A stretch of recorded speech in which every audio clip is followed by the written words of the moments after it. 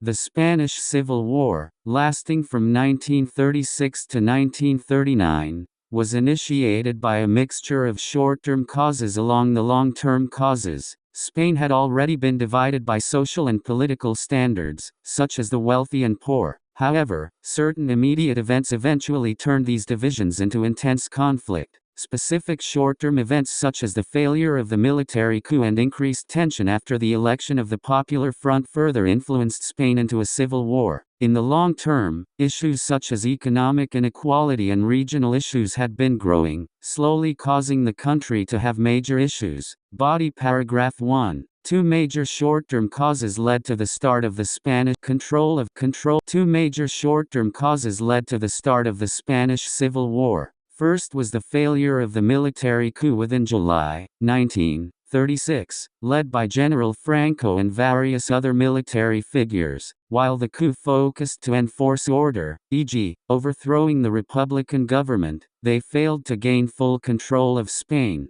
This failure separated the nation between two parties. These parties consisted of the nationalists, who supported the coup, and the Republicans, who were against it. The results of this division turned into a nationwide conflict, with violence starting to occur in cities and villages. At the same time, the election of the Popular Front in February 1936 added more weight to the situation. The coalition's victory worried conservatives, who feared losing power, while radical groups saw it as an opportunity for revolution. These fears and hopes led to violent clashes, with assassinations, riots, and strikes becoming more common. Body paragraph 2. Long-term problems in Spain played a significant role in leading to the Civil War. A major long-term cause was economic inequality, with the unequal gap between the rich and poor creating an environment that consisted of hatred, resentment.